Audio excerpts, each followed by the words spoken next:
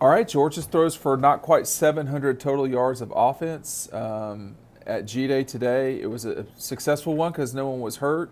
We're going to talk about it here for a little bit. Dean Legge, Matt DeBerry, Ryan Curley. Matt, your quick thoughts. We watched it live. You saw it on the screen. What did you make of today? Well, they got some running backs who can catch the ball. Six That's true. catches for Zamir White, six for James Cook, I believe 5 for Kendall Milton, 5 for Dacian Edwards. So a lot of dinking and dunking, but I think JT Daniels proved that he can sling the ball down the field, and I think Carson Beck did a good job of that too towards the end of the game. But all eyes were on the quarterbacks. They didn't do a ton of rushing the ball and didn't have a lot of success doing it, especially against that first team defense. But it was nice to see them go out and sling the ball around a little bit. It wasn't necessarily a boring spring game, but like you said, I do think it was conservative and it was successful overall.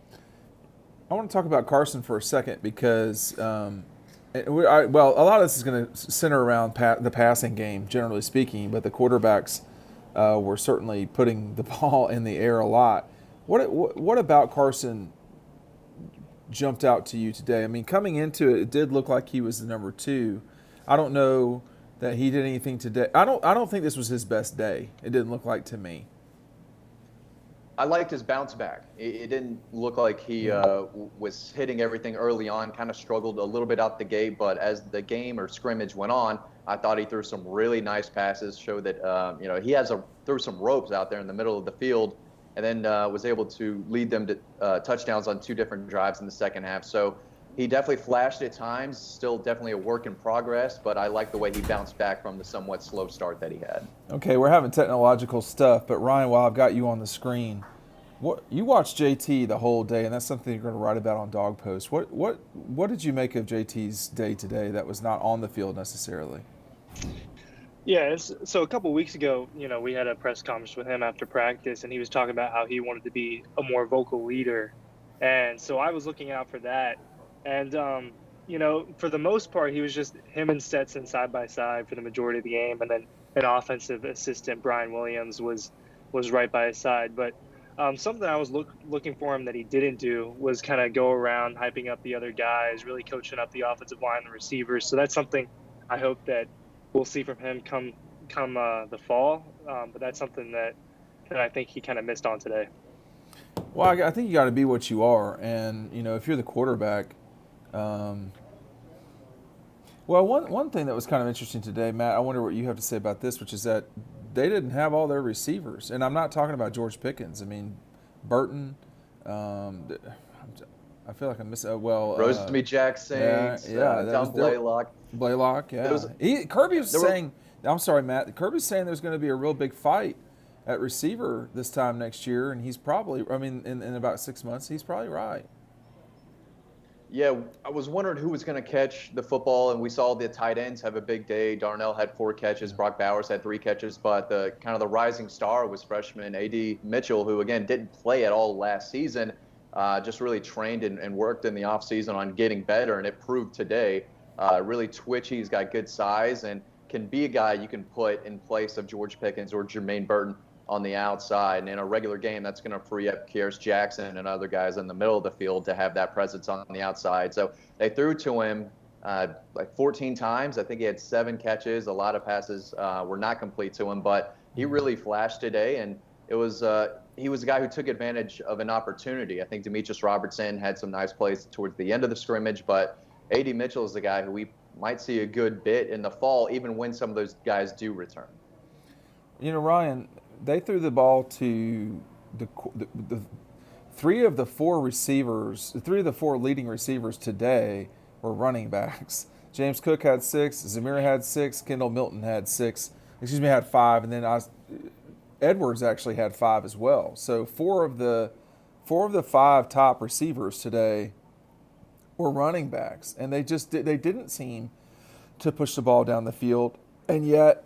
Zamir and James had 110 yards between themselves. Kendall Milton and Edwards had another almost 60 themselves. This was getting it underneath and making people come up and tackle. And JT was saying a lot of times that the guys can't get tackled by the first defender. Yeah, and so we saw a lot of checkdowns today, like you said, and especially on that red team, James Cook and Zamir White, and JT after the game even said, if I have to check it down 10 times in a row, that's what I'm going to do.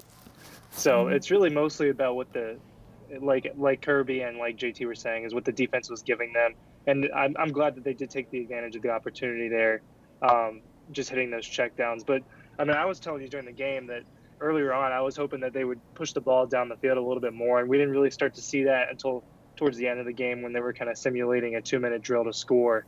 Um, but it's going to be important for these guys to be able to come out of the backfield, especially James Cook being pretty much a hybrid receiver in himself, and being able to run that wheel route. But seeing Zamir White be involved in the pass game and Kendall Milton, I think is promising.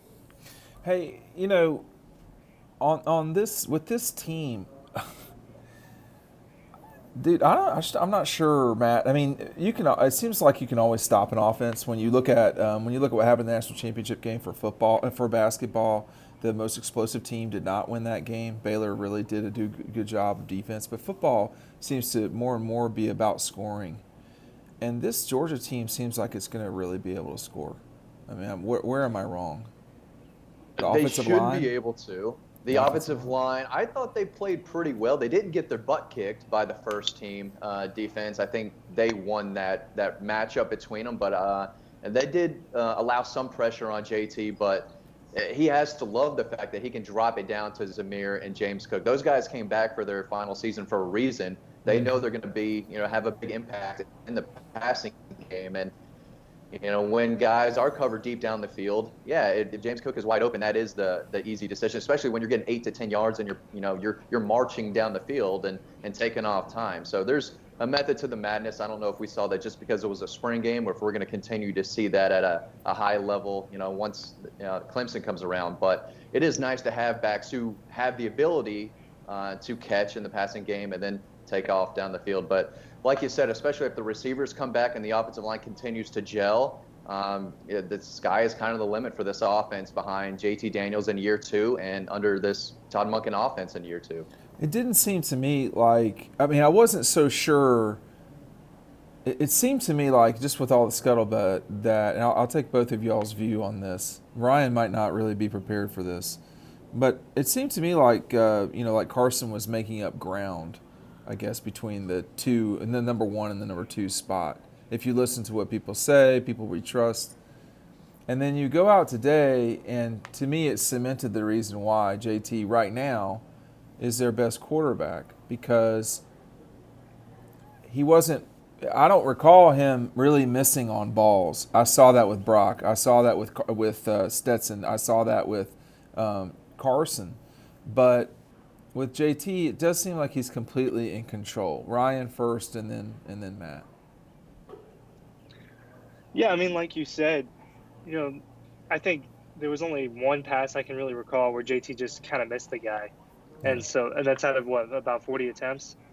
But like Carson Beck is overthrowing guys in the end zone a couple of times, missing guys on seam routes, and then of course Brock Vandagriff is not polished yet, and then Stetson Bennett, you see him underthrow a couple, but you're right, and that's what they said in the post game is that JT does have control of the offense, And and just control, really, it seems like control to me. and command, and that's not something that they had a year ago when there wasn't spring ball, and going into the season with all the quarterback issues and Jamie Newman leaving and everything. And so I think that's going to spring them forward this year. I think consistency as well was the term that came to mind to me. And every touchdown pass he threw 3, and they were all different. He had the long one to Demetrius Robertson. It was a great deep ball. He had kind of a rocket laser type, threw it into a tight window to Mitchell in the end zone, which was a great drive right before the half ended. That's exactly what they wanted to see out of him. And then again, to Kearis Jackson, a quicker throw, but very accurate, threw it on the run, twisting his body, hit him right in the chest where he could turn up and score. So he made all the throws they asked of him. And again, it was a little bit of a slow start, and he had some pressure on him, but the throws were there. And I thought he showed a really strong arm. And like you said, control of the offense and his consistency. The numbers were great. If he can put up that type of stat line in every game this year, they are going to be tough to stop. So, I mean, it's clear Carson was the number 2 coming into today. He went 22 of 31 for 236 yards. The interception, I think, was pretty bad. I'm trying to remember. Overthrew Oh, that's Arian right. Smith by a Yeah. good bit. But But I thought there were times when Carson really did look good and made nice throws. And then, to me, Brock flashed for sure. Um, I say all that, and then with the exception of the just I didn't understand it throw from Stetson. Stetson had a couple of good throws, particularly that yeah, one, and you're just kind of. It occurred to me, I'm like, this is as good a situation as Kirby's had at quarterback in a while, because he probably has 4 guys that can win most of the games they play, not all of them, but I do wonder what that will mean, not just in 21, but as time goes on, Matt. yeah. We saw Brock as much as anyone did last year, and we know he can run. We've been talking about it for a while. I was interested to see how fast he would be against an SEC level defense, and that first drive He he was turned faster. something into nothing, Yeah. and he was fast, and that was with a knee brace on and Right. everything. So the speed definitely translated, and he threw some rockets. I mean, the arm strength, that was easy to see as well. So he did flash, and he's still obviously an unfinished product. He's not even playing at 100%, but you saw the skill set and what he is capable of doing. And, again, Carson flashed as well, but just not as consistent Right. as JT, who, I thought had a really, really good day. Ryan, what did you make of Brock when he was in there only for 10 or so throws? Yeah, I mean, obviously that first drive was probably the most impressive stint he had. I think he completed his first 4 passes, and then the rollout to the left, like Matt said, that speed did translate, and that was a question I did have. But he was getting past defenders. Oh, you saw him play a He's got couple of times in high yeah, school I too. went Yeah. and saw, and so I knew he was fast, but I wasn't sure if he'd be able to outrun SEC linebackers and defensive linemen. So he was able to do that, but I thought there was a lot of zip on his ball, a little more than Carson Beck's had, maybe even a little more than JT Daniels in the intermediate passing game. I'm not sure that JT Daniels is the most talented quarterback. I think Beck could be a better thrower. Certainly, certainly Brock is a better, more gifted athlete. But you're playing quarterback. That's not the same as it mattering how hard you can throw it, or how far you can throw it, or how fast you are. Playing quarterback really is, you know, you're having to play a position. It is not just about just going out there and rolling the ball out there and seeing who the best athlete is. This is not a jump rope competition. This is a playing quarterback competition. That's the problem for the other 2 guys, and that's the part. Go ahead. Yeah. It's understanding what to do. It's understanding to take care of the football. It's ball placement, putting it where it needs to be, and it's also Hitting leading. James Cook on a that's easy money. That was easy Yeah. 7 points. That's why they won the game at the end of the day. All that stuff adds up, and you're allowed to take easy points. I thought, Matt, I've talked with you about this, a lot. At first, this spring game looked a lot like Clemson's spring game. Looked very blah. I think we learned a little bit more today. Maybe we learned a lot with Clemson's. I don't know. But I learned this team could be pretty good. I think this Georgia team, particularly on offense, they look pretty frightening to me. I thought they played hard. I like what couldn't Kirby tell. said. The effort, the attitude. Those guys were rallying around each other when someone made a big play. And on TV, it definitely looked like they were having fun and they were playing hard and they were playing tough. And you saw some hard hits at the end of the game. Those guys were really doing their best because there is a lot of playing time up for grabs, especially at receiver and defensive back. And again, we have to remember that not only were they missing a ton of weapons on offense, especially at wide receiver, but they were missing N'Kobe Dean at linebacker and a few others. Tyke Smith will be on the team in the fall. He'll play more. So big opportunity for some guys like Chris Smith and Jalen Kimber in the secondary, and I thought they played pretty well. Amir Speed had his ups and downs. Nolan Smith, I thought, had his ups and downs on the defensive line. But the guys that stood out to me there, Dean, your guy Zion Logue, I thought played really well. Trayvon Walker and Devonta Wyatt. I mean, him coming back, it might be it was a really, really big deal. And I thought when he was in there, the defensive line really, really shined. This is a good team, Ryan. Your comments. I think something that impressed me the most is just how deep they are at the skill positions on offense. With missing so many guys, running backs and receivers, and still having that much talent and being able to showcase that today, just proved that they're going to be difficult to stop from scoring touchdowns come fall. And like A.D. Mitchell, a guy that there's been some buzz around him, but we finally got to see him in action, and a guy I think they need to work on getting more involved in. Darnell Washington, just a freak of nature out there. Then that's missing 4 of their best receivers and then Kenny McIntosh. I just think it's very impressive how deep they are at the skill positions. Yes. I mean, that's what I'm saying, The washing man. machine, The man. washing The machine, washing for machine. sure. But, dude, look, I think I think at the end of the day, man, when you start because this national championship chase or run is going to go through Georgia, Bama, Clemson, and Ohio State, and probably Oklahoma. It's going to be that group. And I think the one thing that separates, OU and Georgia from the other guys are the quarterbacks. I mean, we know who the quarterbacks are. I think you could say the same thing at Clemson, but you know who the quarterbacks are. They've been through seasons as starters. I think I don't think there's any reason to ever doubt Alabama, but there's pause for concern there because you don't know who the quarterback's going to be for sure. And at Clemson, you just lost, a guy that walks on water, so you think that there's a step backwards there. Ohio State, Justin was an exceptional player, so coming into this game with Clemson, which is where you can turn the focus to now. I don't know. I like what I saw today from this offense because I know Kirby's teams will be very tough to score on unless you have an explosive offense. And I don't know if Clemson can be as explosive as they were a season ago simply because, I mean, losing ETN hurts. You have some very good wide receivers. But Georgia, it seems like now, can win games by outscoring people, judging on what I saw today. Yeah, you don't need a star wide receiver to win you a national championship or a Super Bowl for that matter. As long as you're getting the ball out to where it needs to be and you have other guys who can make plays at receiver, and Georgia does, they should have a lot of success through the air. George Pickens might not play this year, but the rest of those guys will. I don't know if Don Blaylock will be ready for Clemson, Marcus Rosemy, Jack Saint, but I think they'll be in pads and be able to play if they had to. And, of course, I think Jermaine Burton will be back as well. So the talent, especially at receiver, will still be there in the fall. You just might not have George Pickens, but a good JT Daniels, a good offensive scheme will allow them to still, be pretty potent on offense. Ryan? I mean, it's a good point. JT Daniels has a full season at USC under his belt. He has part of last season. It's a lot better than last year. The consistency at the position.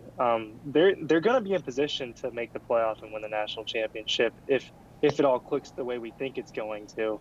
The defense is always going to be good. The real main concern is the secondary and just how they can step up. But I think they'll pick it up with more experience. But I mean, they're right in there. I think Clemson's still going to be very good with I can't pronounce his name, DJ Ugalele. That's about right. Ugalele. Yeah. That was close, yeah. But he's good. He's a good player. He is really good. He's got a strong arm. There's no reason Georgia shouldn't win the SEC East. Well, yeah. That's what I'll say. But it'll be a matter of how good Alabama is this year. That's the question often.